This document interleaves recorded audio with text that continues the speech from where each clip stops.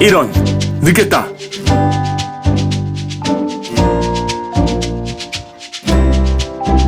안녕하세요.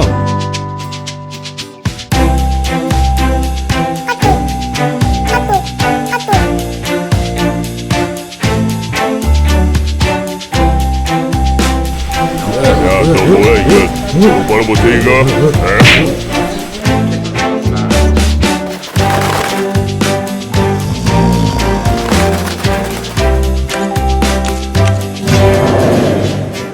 뭐야, 이건 예배가 아니잖아!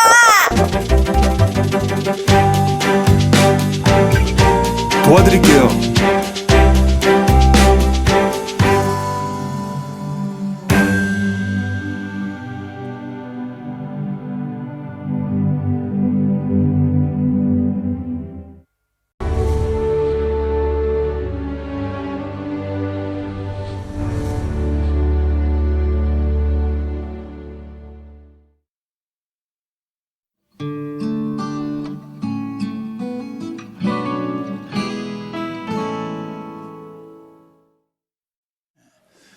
은혜를 모르는 사람들, 우리가 하나님 앞에 받은 은혜를 타성에 젖어 있는 사람들, 어떤 특성이 있습니까?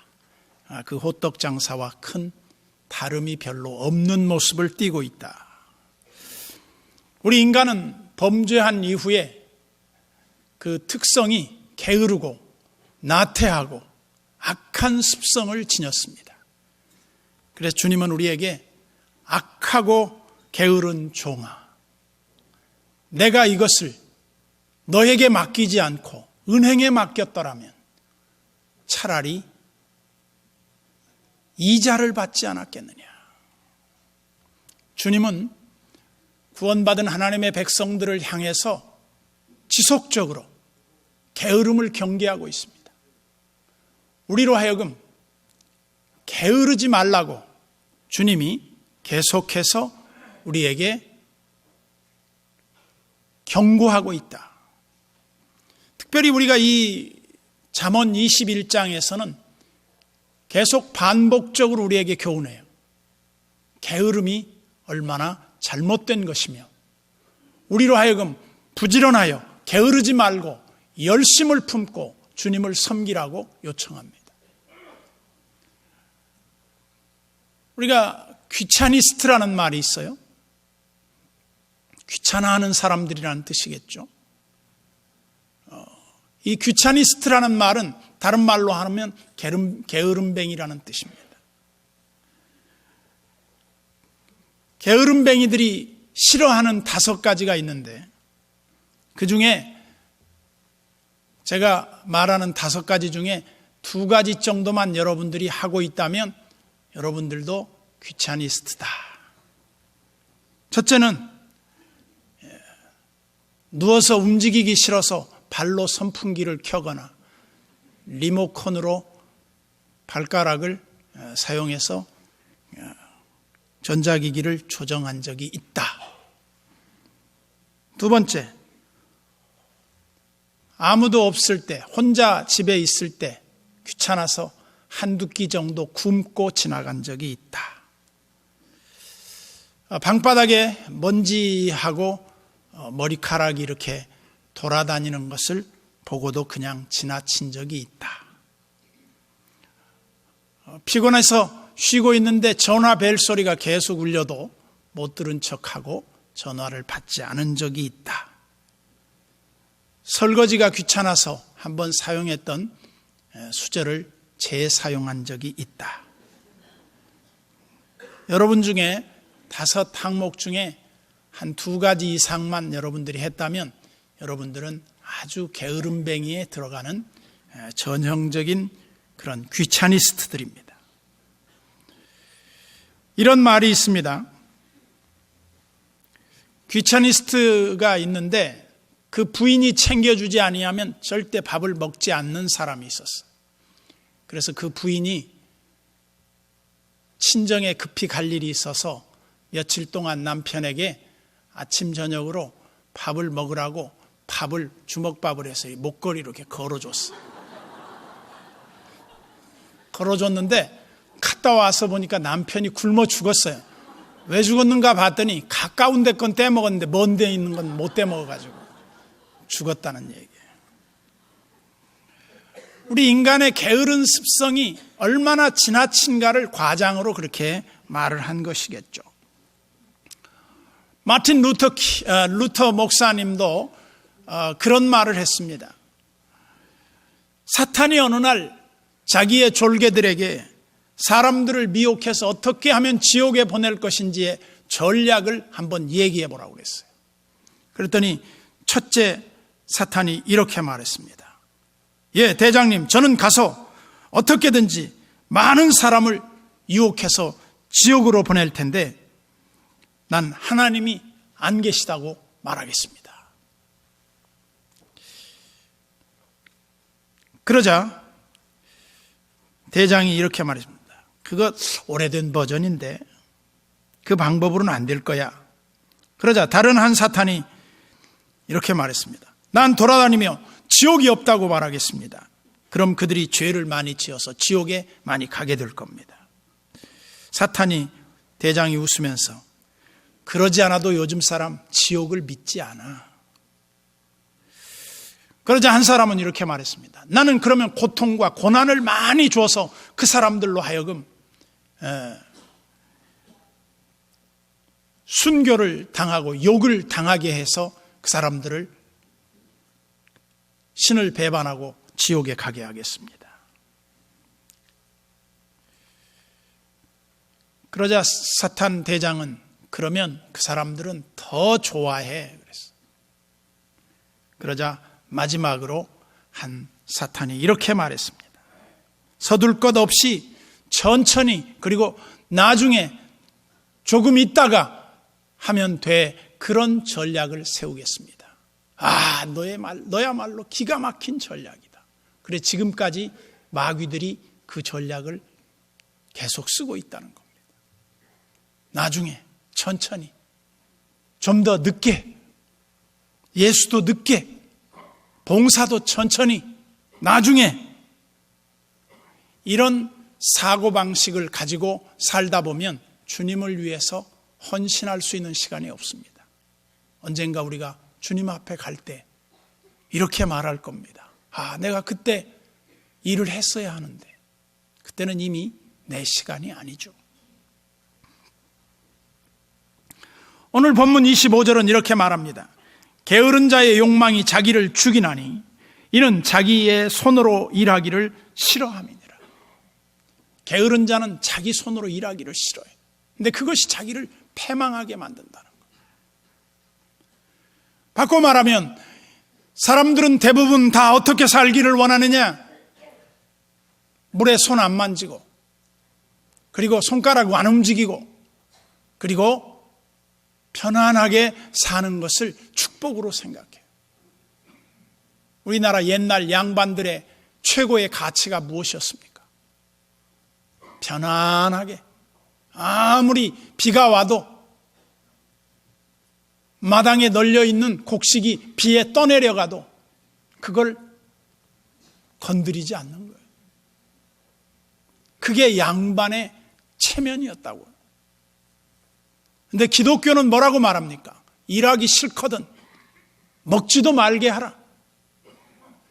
우리 기독교인들은 일하는 것을 사명으로 알고 축복으로 합니다. 그런데 예수 안 믿는 사람들은 일하는 것을 부끄러움으로 합니다.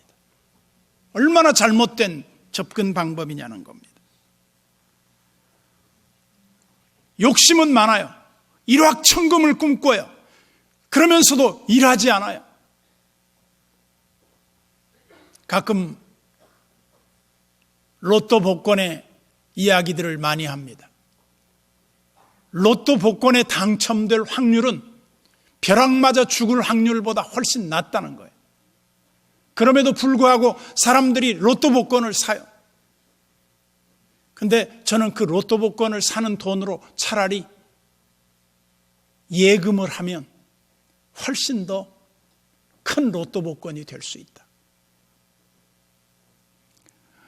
우리 인간은 노동의 대가 없는 어떤 결과물도 하나님이 원치 않으신다는 것을 잊지 말아야 돼요. 하나님은 아름다운 우리 수고의 땀을 원하시는 것이지 아무 수고도 하지 않고 가만히 있다가 천국에 오는 것을 주님은 결코 원치 않아요. 그래서 포도원 품꾼에 비유해서 주님은 우리에게 무엇을 설명하고 있느냐면 부지런히 열심히 땀 흘려 일하는 걸 원해요. 그래서 일찍이 부름받은 사람보다 늦게 부름받은 사람이 와서 열심히 일하는 것이 훨씬 더 주인의 마음을 기쁘게 했어요. 무엇 때문에 그렇게 기쁘게 주님이 여겼을까요? 그것은 늦게 부름받았지만 나 같은 것을 하나님이 불러주셨다는 이 감사한 마음 때문에 다른 사람들보다 더 열심히 살았다는 거겠죠. 그래서 먼저 된 자로서 나중될 자도 있고 나중된 자로서 먼저 될 자들도 있다.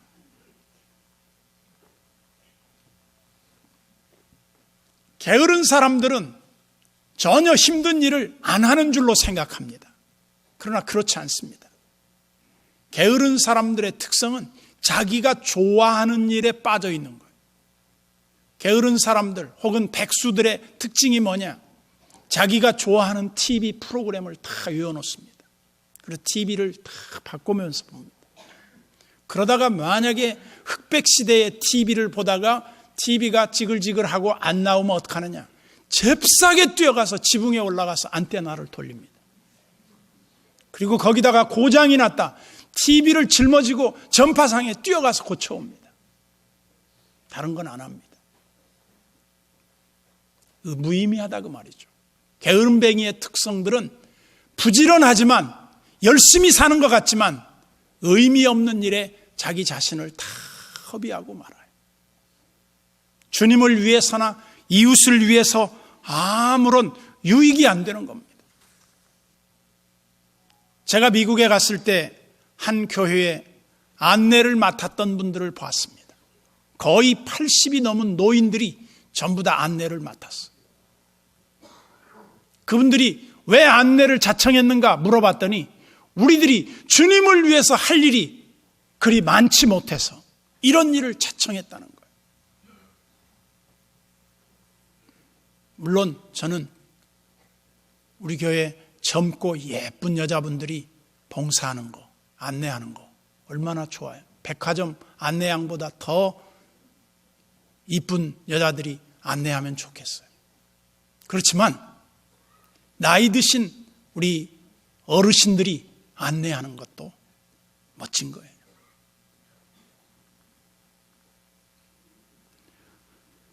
(26절을) 보겠습니다. 어떤 자는 종일토록 탐하기만 하나 의인은 아끼지 아니하고 베푸느니라. 여기 종일토록 탐하는 탐욕주의자는 누구냐? 게으른 사람을 일컬어서 하는 말이에요. 게으른 사람보다는 아낌없는 베풀물 좋아하는 사람이 되라는 겁니다.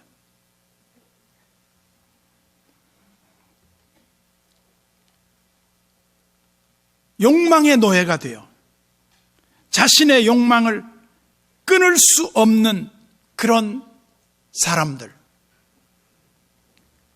이런 사람들은 탐욕적이고 이기적이고 욕망이 그 사람을 운전합니다.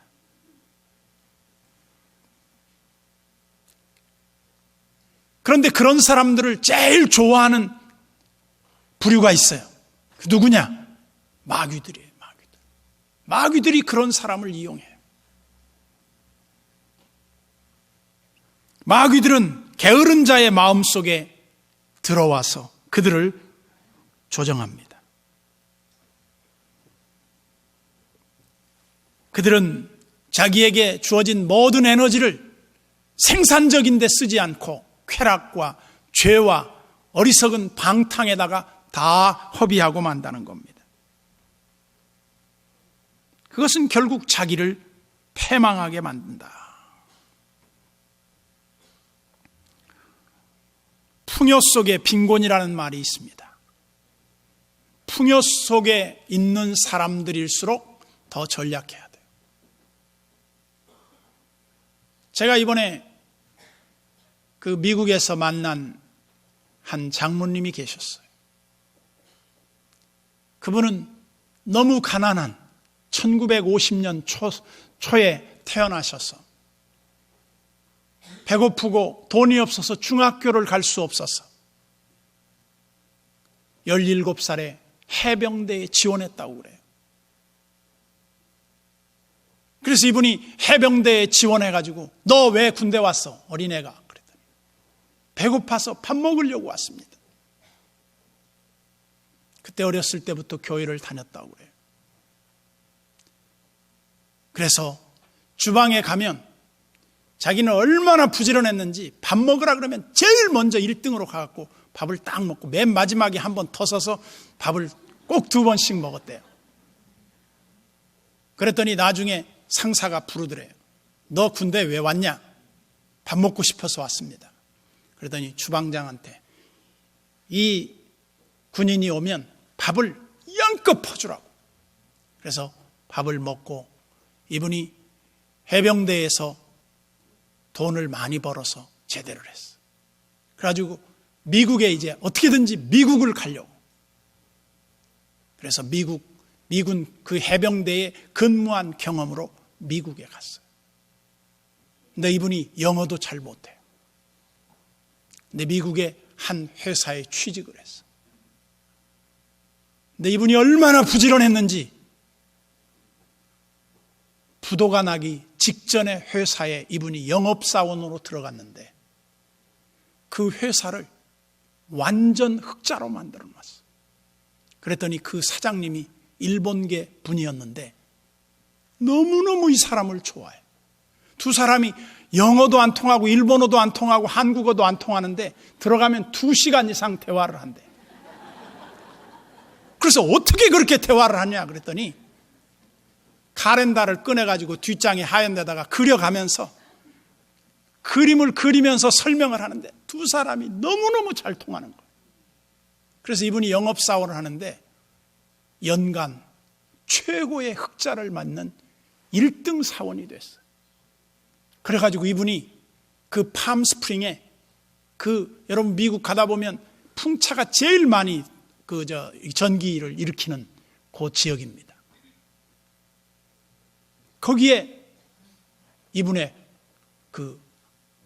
500m에서 나오는 온천, 뜨거워서 들어갈 수가 없더라고요.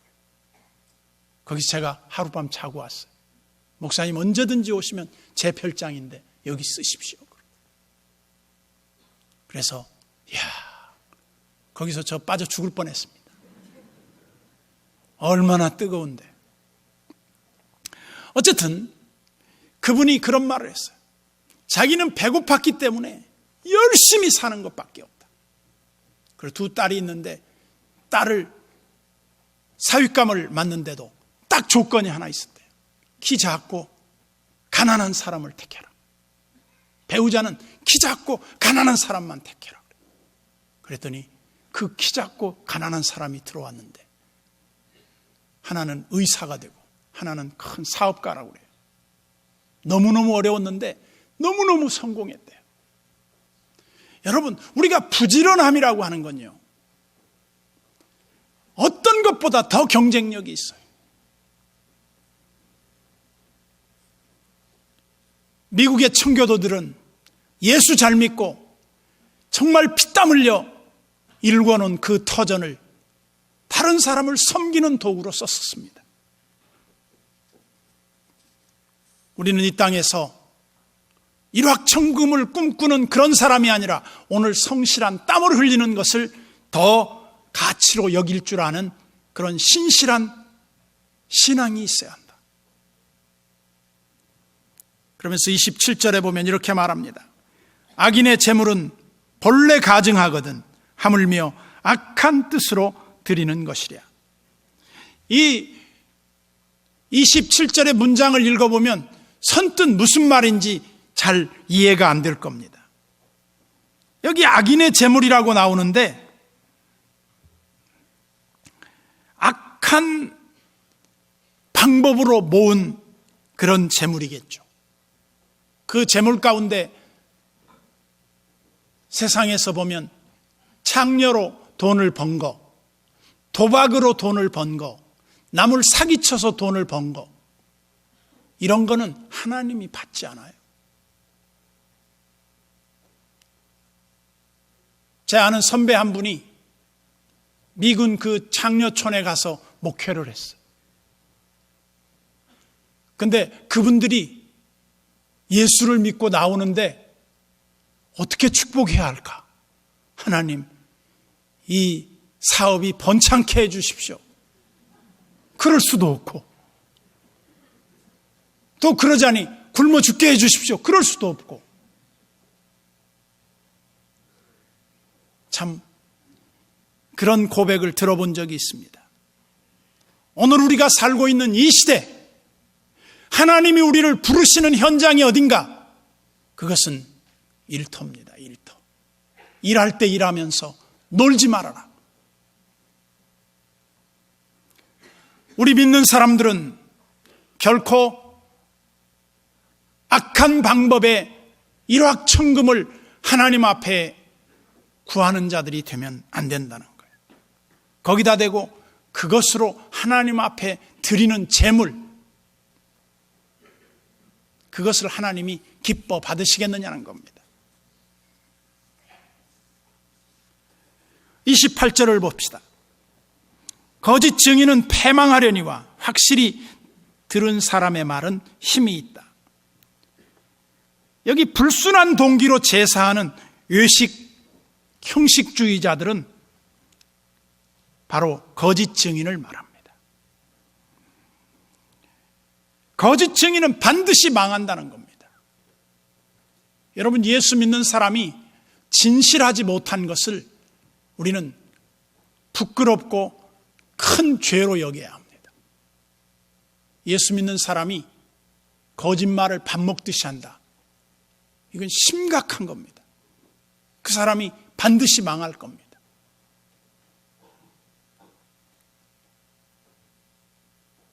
우리가 신천지의 그 가르치는 내용을 동영상으로 봤습니다. 거기 보면 그들은 거짓말을 스스럼 없이 합니다. 거짓말을 아예 가르칩니다. 거짓말을 하고 거짓으로 가서 교회에 숨어 들어가서 신천지에 유혹해서 끌고 오는 방법을 가르칩니다. 그게 신천지 교리입니다. 그런데 성경은 거짓말하지 말라 그럽니다. 예수 믿는 사람들이 진실을 말해야지 거짓을 말하는 사람은 마귀의 압이라고 말합니다. 우리 인간은 기회가 되면 하루에 200번 이상 8분의 1번꼴로 거짓말을 하게 된다고 합니다. 대부분 그 거짓말은 하얀 거짓말이겠지만 하얀 거짓말도 하지 말라는 겁니다. 그 거짓말의 종류는 자기가 늦게 집에서 나서 놓고는 왜 늦었어? 그러면 차가 막혀서. 제일 많이 하는 거짓말이고요. 그 다음으로 많이 하는 거짓말이 장사하시는 분들이 별로 남는 것도 없다고 하는 말. 무지 많이 남으면서도.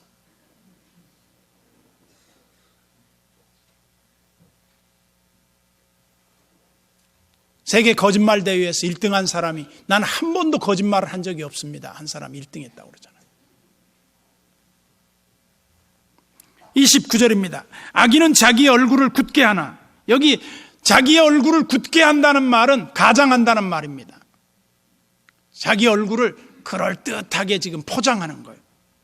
그러나 정직한 자는 자기의 행위를 깨끗하게 살기 위해서 조심한다는 거예요. 얼굴을 바꿔요. 사람들은 얼굴에 결연한 의지를 보여요. 나쁜 짓 하는 사람이 더 나쁜 짓 하지 않는 사람처럼 자기를 품위 있게 막 얼굴을 가장해요. 뻔뻔스럽다는 거예요. 그리고 30절에 보면 지혜로도 못하고 명철로도 못하고 모략으로도 여호와를 당하지 못하느니라. 다른 말로 하면 하나님을 속일 수 없다는 겁니다. 잔꾀로 하나님을 속여보려고 하지만 안 된다는 거죠. 아무리 인간이 하나님을 속이려고 해도 속일 수 없는 분이 하나님이다. 그래서 미국의 한 신사가 아이 둘을 데리고 미니 이렇게 골프장에 들어가게 돼요. 퍼터로만 공을 넣는 데죠. 들어갔는데 그 입구에서 점원에게 이렇게 묻습니다. 입장료가 얼마입니까? 어른은 3불, 6세 이하의 어린이들은 무료입니다. 근데 마침 애가 하나는 3살, 하나는 6살이었어. 그러니까 입장하는 그 여자가 물었어요. 애들 나이가 몇이죠? 그러니까 첫째 아들은 장차 법조인이 될 우리 큰아들 6살, 둘째는 장차 의사가 될 둘째 3살. 그러면서 6불을 탁 주고 들어가니까 아이 선생님, 얘를 6살 안 됐다고 해도 될 텐데 왜 굳이 6살이 됐다고 말씀하시죠? 하나님이 알고 제가 알고 이 아이가 알고 있습니다. 우리는 거짓말하지 않습니다. 거짓말은 해서도 안 되고 가르쳐서도 안 됩니다. 여러분, 제가 여러 번 인용했지만 제일 쉽게 거짓말하는 것 중에 하나가 뭡니까? 남편이 옆에 있어요. 그런데 아내가 전화를 받고 남편 바꿔주세요. 남편 없어요. 남편이 여기 있는데. 그럴 때 어떻게 해야 됩니까? 남편이 여기 없다고 하래요. 이렇게 해야 돼. 전화 받기 싫다 이 말이에요. 끝으로 31절입니다. 싸울 날을 위하여 마병을 예비하거니와 이김은 여호와께 있느니라. 다른 말로 하면 인간의 모든 수단 방법을 다 동원하지만 모든 결과물은 하나님이 주신다. 우리는 아직 끝나지 않았습니다. 하나님께서 우리를 어떻게 역사하실지 모릅니다. 오늘도 우리는 게으르지 말고 열심을 품고 주님을 섬기다가 주님께 더 요긴한 하나님의 일꾼으로 쓰임을 받고 쓰여지기를 주님의 이름으로 축복합니다.